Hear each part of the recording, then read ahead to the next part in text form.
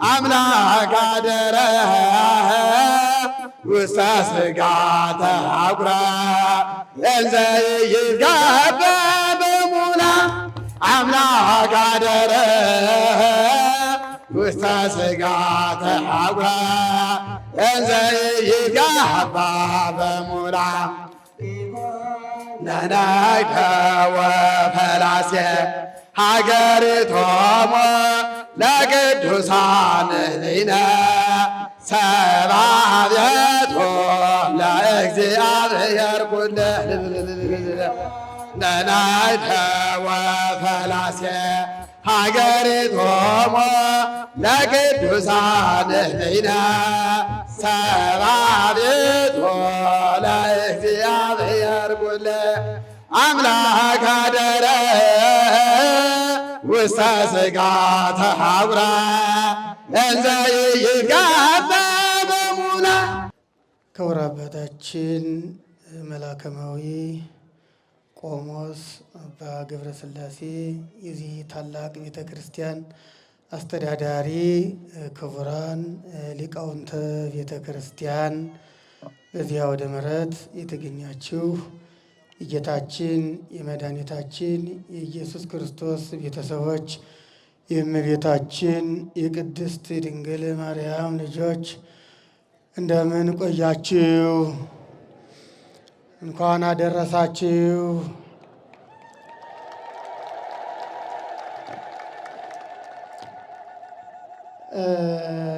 እንግዲህ ይህ በዓል ታላቅ በዓል ነው።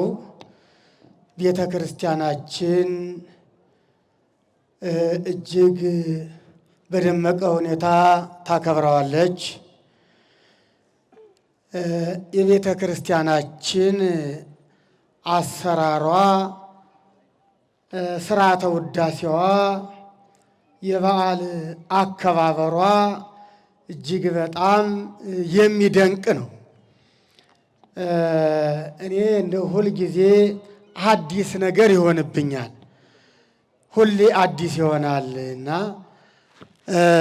እንደ ቤተ ክርስቲያን እንዴት በዓል እንደምታከብርና በቅደም ተከተል እንዴት እንደምታስቀምጥ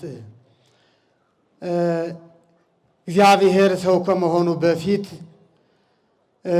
ከመወለዱ በፊት ነቢያት ትንቢት ተናግረው ነበር። አሁንም ቤተ ክርስቲያን የክርስቶስን ልደት ከማክበሯ በፊት በሦስት እሑዶች ስብከተ ብርሃን ኖላዊ ብላ ነቢያት የተናገሩትን ትንቢት ስትናገር ቆየች። በዓለ ልደት ከመከበሩ በፊት ነቢያትን ስታስታውስ ቆይታለች። ነቢያት በዘመነ ብሉይ ይጾሙ ነበርና ክርስቶስ ከመወለዱ በፊት ይጾሙ ነበርና አሁንም የክርስቶስን ልደት ከማክበራችን በፊት መጾም እንደሚገባን ቤተ ክርስቲያን ጾም አውጃ ቆይታለች። ከነገው በዓል ደግሞ የዛሬው በዓል ለየት ባለ አከባበር ስለሚከበር ይገርማችኋል። አሁን ሊቃውንቱ እዚህ ላይ የዘመሩት አምላክ ሀደረ አሉ ውስተ ሥጋ ተአኩረ። አምላክ በሥጋ ተጸነሰ፣ በሥጋ አደረ፣ እንዘ ኢይትጋባ በሙላድ አሉ። ተጸነሰ ቢባልም በሰማይ መኖሩ ሳይቀርበት በሰማይ ምሉ እንደሆነ በሰማይም እያለ በኪሩቤል ላይ በዙፋኑ እያለ በድንግል ማርያም ማኅፀን ተገኘ እንጂ በኪሩቤል መኖሩን አቋርጦ በድንግል ማርያም ማኅፀን አልተጸነሰም እያሉ ሊቃውንት ዘመሩ። አሁን ይህ ዝማሬ ከነገው ዝማሬ የሚቀድም ነው። ነገ ዮም ተወልደ ቤዛ ኩሉ ዓለም ነው። የዓለም ቤዛ ተወለደ ይባላል ነገ። ዛሬ ግን በድንግል ማርያም ማኅፀን መጸነሱ በድንግል ማርያም ማኅፀን ማደሩ እርሱ ስለሚነገር ቤተ ክርስቲያን ይህ እንዲዘመር አድርጋለች። እኔ እየነገርኳቸው ያለሁት አሁን ቅደም ተከተሉ እንዴት እንደተዘጋጀ እንደው ቤተ ክርስቲያን ምን ያህል የተሰናዳች እና የተዘጋጀች እንደሆነች እንድንገነዘብ ለማስታወስ ያህል ነው። እዚህ በኋላ ወደ ትምህርት ርዕሴ ነው የሚሄደው። እንግዲህ አሁን የምንማረው የማቴዎስ ወንጌል ምዕራፍ 1 ከቁጥር 20 እስከ 23 ያለውን መነሻ በማድረግና እንዲሁ ሌሎችንም በማካተት ይሆናል እና ርዕስ የማደርገው ዘበትርጓሜሁ እግዚአብሔር ምስሌነ የሚለውን ነው። ዘበትርጓሜሁ እግዚአብሔር ምስሌነ፣ ትርጓሜውም እግዚአብሔር ከኛ ጋር ማለት ነው ይላል። ትርጓሜውም እግዚአብሔር ከኛ ጋር ነው። ቁጥር 23 ማቴዎስ 1 ቁጥር 23 ላይ ስታነቡ ይህን ኃይለ ቃል ትናገራላችሁ። ይህን የተናገረው ሰው አይደለም፣ መልአክ ነው የተናገረው። እመቤታችን ቅድስት ድንግል ማርያም ጸንሳ ሳለች አብሯት የነበረው ዮሴፍ፣ ይጠብቃት የነበረው ዮሴፍ ተጨነቀ ይላል። ድንግል ማርያም እንዴት እንደጸነሰች፣ ከምን እንደጸነሰች፣ በምን አጸናነስ እንደጸነሰች አላወቀም ነበርና እንዴት ጸነሰች፣ ከማን ጸነሰች፣ በምን ምክንያት እያለ ያወጣ ያወርድ ነበር ዮሴፍ ይላል ታሪኩ። ከቁጥር 18 ጀምሮ ስታነቡት ማቴዎስ 1 ከቁጥር 18 ጀምሮ ቁጥር 20 ላይ ግን ለዮሴፍ የሚያስረዳው መልአክ መጣ ይላል። የእግዚአብሔር መልአክ መጣና አንተ የዳዊት ልጅ ዮሴፍ ሆይ፣ አንተ የዳዊት ወገን ዮሴፍ ሆይ፣ ከእርሷ የተጸነሰው በመንፈስ ቅዱስ ነውና አትፍራ አለው። ማርያምን ድንግል ማርያምን ለመውሰድ አትፍራ። ባል ሊያከብሩ ሊሄዱ ነበርና እንደ ጸነሰች ታውቋልና እንዴት ጸነሰች ብዬ ላስረዳ ለሕዝቡ ብሎ ነበር የተጨነቀውና ጭንቀትን ከሰው ልቡና ማራቅ ልማድ የሆነው መልአክ መጥቶ የዳዊት ልጅ ዮሴፍ ሆይ አትፍራ አለ። የሚያስፈራ ነገር የለም፣ የሚያስጨንቅ ነገር የለም፣ የሚያሳማም ነገር የለም። ከእርሷስ የተጸነሰው ከመንፈስ ቅዱስ ነው አለ የእግዚአብሔር መልአክ። ይህን ነገረውና ከዚህ በኋላ አለ አሁን ጸንሳለች፣ ወንድ ልጅም ትወልዳለች አለ። ስሙን ኢየሱስ ትለዋለች አለ። ከዛ በኋላ መልአኩ የነቢዩን ቃል ጠቀሰ። ተመልከቱም መጽሐፍ ቅዱስ እንዴት በምስጢር የተገናኘ እንደሆነ እንዴት የተዛመደ እንደሆነ መገንዘብ ያስፈልጋል። ነቢይ ምን ብሎ ነበር? ነቢዩ ኢሳይያስ ናሁ ድንግል ትጸንስ ወትወልድ ወልደ ወትሰምዮ ስሙ አማኑኤል፣ እነሆ ድንግል ትጸንሳለች ወንድ ልጅም ትወልዳለች ስሙን አማኑኤል ትለዋለች ብሎ ነበር በትንቢተ ኢሳይያስ ምዕራፍ 7 ከቁጥር 14 ላይ እንደተጻፈው። አሁን የእግዚአብሔር መልአክ መጣና ዘተብህለ በእምኀበ እግዚአብሔር በነቢይ አለ። ተመልከቱ፣ የእግዚአብሔር መልአክ ለዮሴፍ የሚያስረዳው የእግዚአብሔር መልአክ ነቢዩ የጠቀሰውን መልሶ ጠቀሰው ነው። አያችሁ፣ ደግሞ አንድ ነገር ነገርናል። ዘተብህለ እምኀበ እግዚአብሔር በነቢይ ማለት በነቢይ ከጌታ ዘንድ እንደተነገረ ወይም በነቢይ ከጌታ ዘንድ የተባለው ይፈጸም ዘንድ አለ። ይፈጸም ዘንድ ነው የተጸነሰው፣ ያ ይፈጸም ዘንድ ነው የሚወለደው።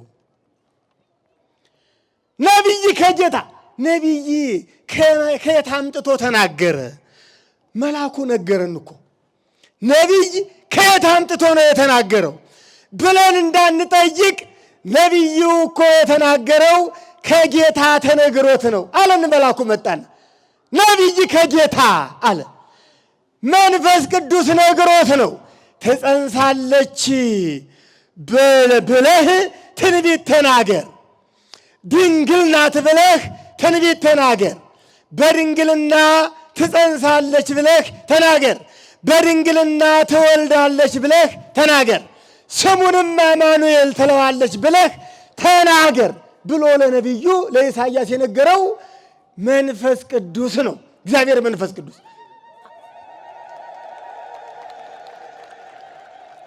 አሁን የእግዚአብሔር መልአክ እኔ እንድታስተውሉ የፈለግኩት ተመልከቱ። እግዚአብሔር ለነቢይ የነገረው ነቢዩ የተናገረው መልአክ መጥቶ እንደገና ድንግል ማርያም በጸነሰችበት ጊዜ የተናገረው አንድ ነው። እውነት ማለት ይሄ ነው። ተመልከቱ። ክርስትና እውነት ነው ሲባል እንደዚህ ብሉይ ኪዳኑ ከአዲስ ኪዳኑ ጋር የተሳሰረ የተያያዘ፣ እግዚአብሔር የሚናገረው ሌላ አይደለም፣ ነቢይ የሚናገረውም ሌላ አይደለም፣ መልአክ የሚናገረውም ሌላ አይደለም፣ ጸሐፊው ማቴዎስም የጻፈው ሌላ አይደለም።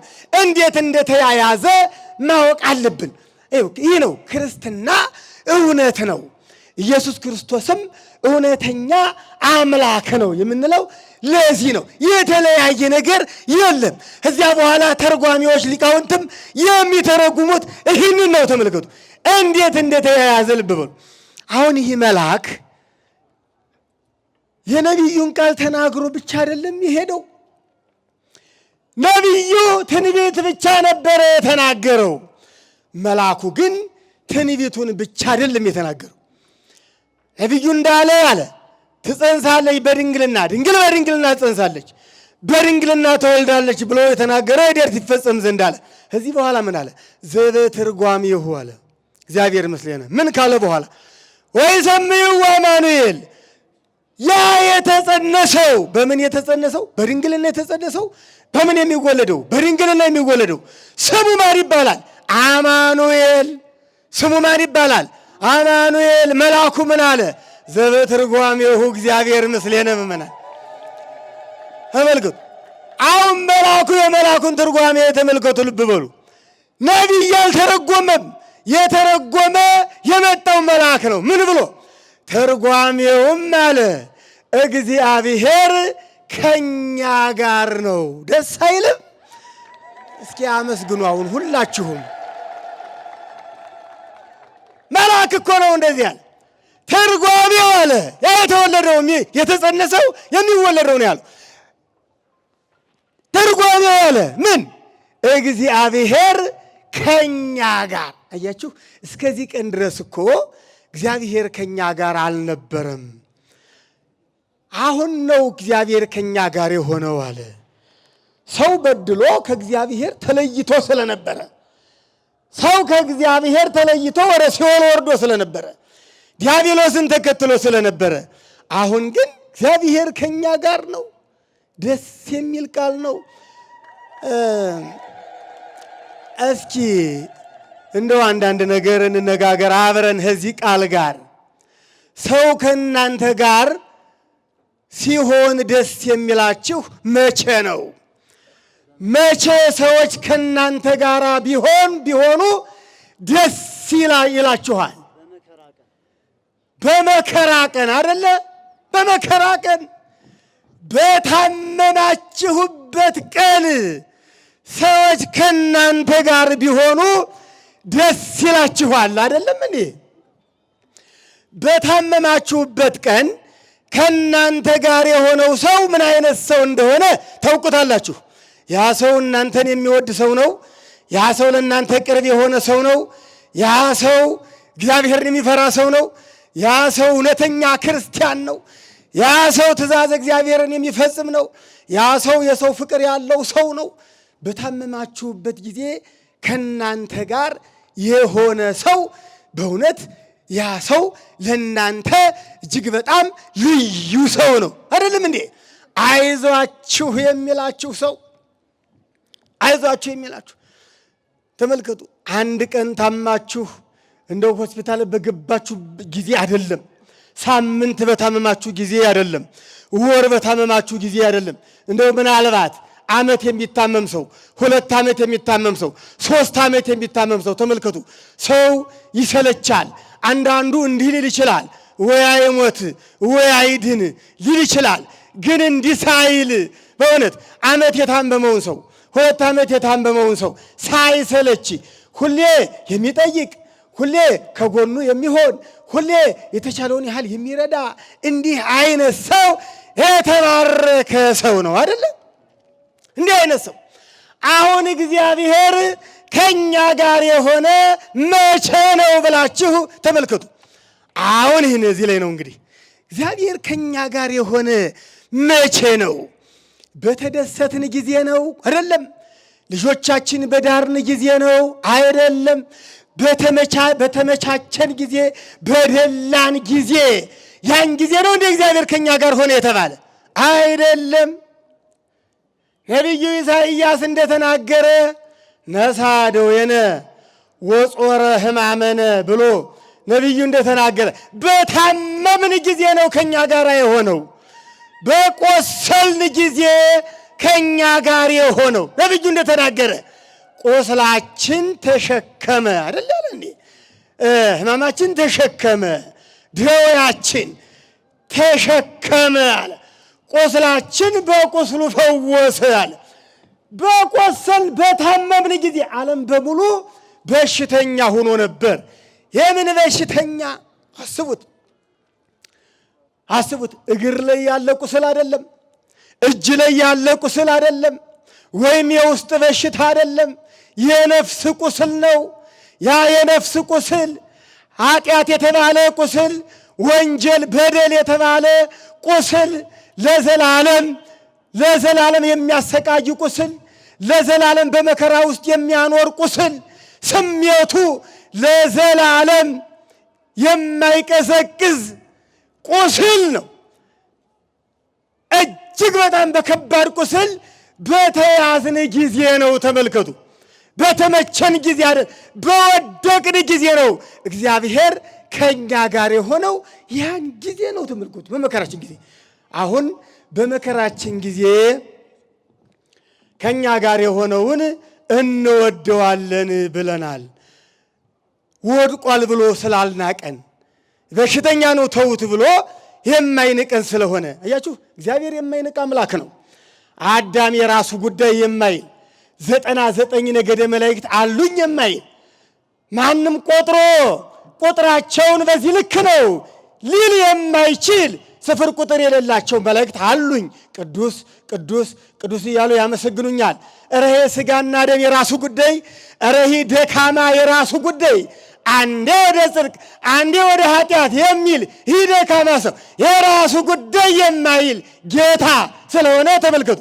በቆሰልን ጊዜ በታመምን ጊዜ ወደኛ መጣ እግዚአብሔር አምላክ። ከአማኑኤል ማለት እግዚአብሔር ከኛ ጋር ነው ተባለ። ለዚህ ነው። እስኪ ሌላው ደግሞ እንዲሁ ሴቶችን ልጠይቅ እስኪ አንዴ። ሴቶች ባሎቻችሁ ከናንተ ጋር መቼ የበለጠ ከናንተ ጋር ቢሆኑ ትፈልጋላችሁ? መቼ ከናንተ ጋር ቢሆኑ? ምንጊዜም ከናንተ ጋር መሆን አለባቸው። ትክክል ነው። ምንጊዜም ከናንተ ጋር ናቸው። ነገር ግን ትኩረታቸውን የበለጠ ወደ እናንተ ማድረግ ያለባቸው መቼ ቢሆን ደስ ይላቸዋል? መቼም ይህ ግልጥ ነው። ባረገዛችሁ ጊዜ አይደለም እንዴ? የባሎቻችሁ ትኩረት ከሌላው ቀን በበለጠ ወደ እናንተ እንዲሆን የምትፈልጉት ባረገዛችሁ ጊዜ። ለምን? ያረገዘች ሴት የታመመች ናት አይደል እንዴ? መጽሐፍ እንዳለ በሕማም ትወልጃለሽ ብሎ መጽሐፍ እንደተናገረ ያረገዘች ሴት የጸነሰች ሴት ከጸነሰችበት ጊዜ ጀምሮ ትታመማለች። ያን ጊዜ ከእርሷ ጋር የሆነ ባል የተባረከ ባል ነው። አብሮ የሚያረግዝ ባል ማለት ነው። በህሊና የሚያረግዝ ባል አይደለ? ሴት በማህፀን አርግዛለች። አባት ደግሞ በምን ማርገዝ አለበት? በህሊናው ማርገዝ አለበት። ስለ ጸነሰችው ሚስቱ መጨነቅ አለበት። ስለ እርሷ ማሰብ አለበት። እርሷ መነሳት አትችልም፣ እርሷ መንቀሳቀስ አትችልም።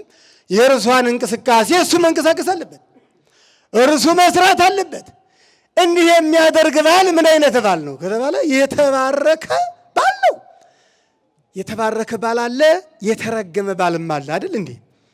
ባሎች የተባረኩ ብቻ አይደሉም፣ የተረገሙም አሉ። ምን የሚያደርጉ? አረገዝኩ ስትል የሚደነግጡ፣ የሚበረግጉ፣ ከተከራየበት ቤት ትቷት የሚጠፋ ባል አለ። ይሄ ባል ነው እንዴ? ባል ሊባል ይችላል ይሄ? አሁን በየመንገዱ እንዲሆን ሁሌ እለዋለሁ፣ ልጅ ታቅፈው የሚታዩ እናቶች አሉ አይደለ? የሚለምኑ እናቶች አሉ አይደለ እንዴ? አሉ። ምን አይነት ባል ቢኖራቸው ነው? ትቷት ጠፍቶ እኮ ነው። ከአንቺ ጋር አብሬ አልታመምም፣ ከአንቺ ጋር እኔ አብሬ አላረግዝም፣ ስለ አንቺ ሕሊናዬን አላቆስልም፣ መቼ ትገላገል ይሆን፣ መቼ ትወልድ ይሆን እያልኩ አልጨነቅም። የራስሽ ጉዳይ ብሎ የሚጠፋ ሆዳም የሆነ ባል አለ። ሆዳም፣ ብቻውን መብላት የሚፈልግ፣ ስለ ሚስቱ ያላዘነ ለማን ሊያዝን ነው? በሚስቱ ማህፀን ስለተጸነሰው ልጅ ያላዘነ ይሄ ለማን ያዝናል? አያችሁ፣ ሰው የሚያግተው እኮ ይሄ ነው። ሰው በየመንገዱ የሚገርለው እኮ እንዲህ አይነት እኮ ነው። ሚስቱን ትቶ የጠፋው እኮ ነው። እንዲህ አይነት የተረገመ ባል አለ። ተመልከቱ። አብሮ ከሚስቱ ጋር አብሮ መከራ የማይቀበል። አሁን እግዚአብሔር ተመልከቱ፣ እግዚአብሔር በምናምጥበት ጊዜ ከኛ ጋር ሆነ። ዓለም በምጥ ተይዞ ነበር፣ በምጥ ተይዞ ነበር። መቼ ሊወለድ ይችላል ተብሎ በዚህ ቀን ተብሎ በዚህ ቀን ይወለዳል ተብሎ አጭር ቀን ባልተወሰነለት ምጥ ሁሌ በመከራ እየኖረ ነበር ዓለም። አሁን እግዚአብሔር ከኛ ጋር የሆነው ያን ጊዜ ነው።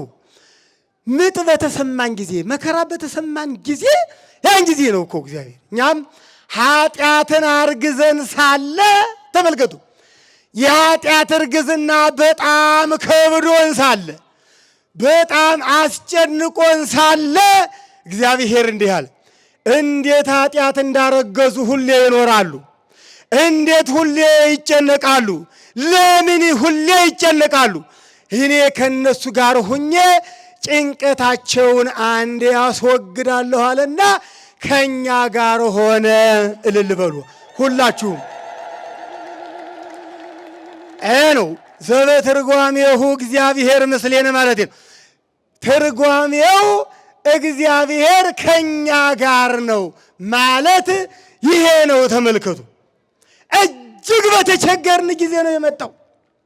እጅግ በተቸገርን ጊዜ፣ በታሰርን ጊዜ፣ በታሰራችሁ ጊዜ ከናንተ ጋር የሆነ ሰው እጅግ በጣም መልካም ሰው ነው። ሰው እኮ ግን የሰው ባህሪ እኮ እንዲህ አይደለም። ሰው ባለስልጣን ስትሆኑ እጅግ በጣም ይቀርባችኋል፣ ስትሻሩ ደግሞ 7 ጊዜ ይርቃችኋል አይደለ? ግን እንደዚህ አይደለም እኮ ክርስትና።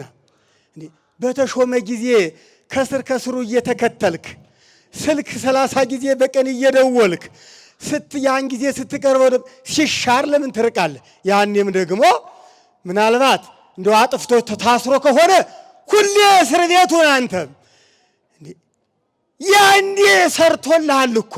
እባክህ ስራልኝ፣ እባክህን ቶሎ ፈጽምልኝ፣ እባክህን አድርግልኝ አልክ፣ አደረገልህ። እርሱን ደግሞ ቀን ሲጥለው እስር ቤት ሲጣል አንተም አብረህ ተጣል። ከዛ ቢያንስ ጠይቀው ማለት ነው። አብረህ ባትታሰርም ቢያንስ ያን ጊዜ አትራቅ አይደል እንዴ? ግን አንዳንዱ ምንድን ነው የሚያደርገው? ባለስልጣን ሲሆን ከሩቅ ይሰግዳል፣ ሲሻር ግን ገና ከሩቅ ሲያየው ዞር ይልና መንገድ ቀይሮ ይጠፋል ማለት ነው። አቤት ሰው! እግዚአብሔር ግን እንዲህ ያደረገ። በታሰርን ጊዜ እግዚአብሔር ምን አደረገ? በታሰርን ጊዜ ምን አደረገ?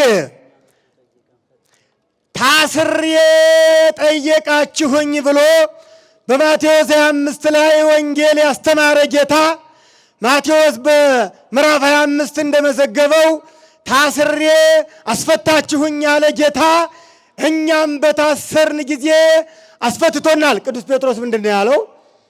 በአንደኛ ጴጥሮስ ምዕራፍ 1 ቁጥር 18 እና 19 ላይ ምንድን ነው ያለው?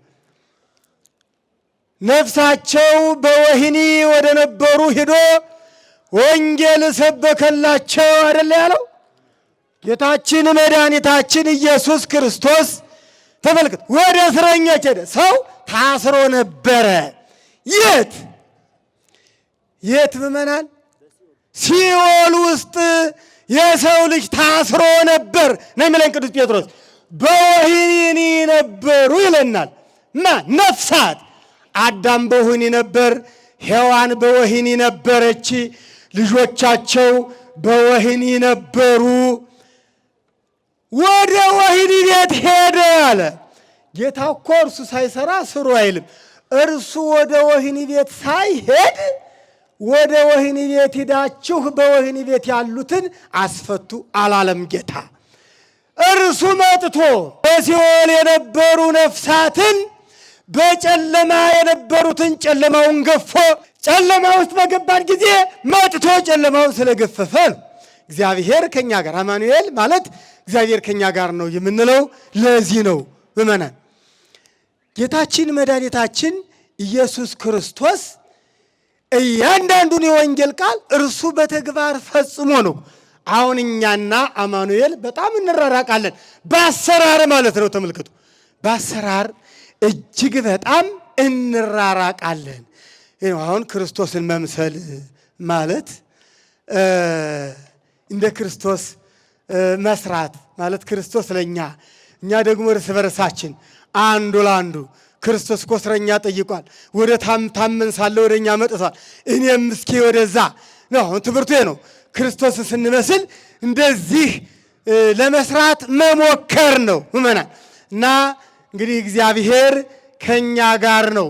እግዚአብሔር ከኛ ጋር እንዲሆን አማኑኤል ከኛ ጋር እንዲሆን እኛም ከአማኑኤል ጋር እንሆን፣ እኛም ከእርሱ ጋር እንሆን፣ ከትእዛዙ ጋር እንሆን፣ ከሕጉ ጋር እንሆን፣ ከቃሉ ጋር እንሆን። እግዚአብሔር አምላካችን የሰማነውን በአእምሯችን ይቅረጽልን።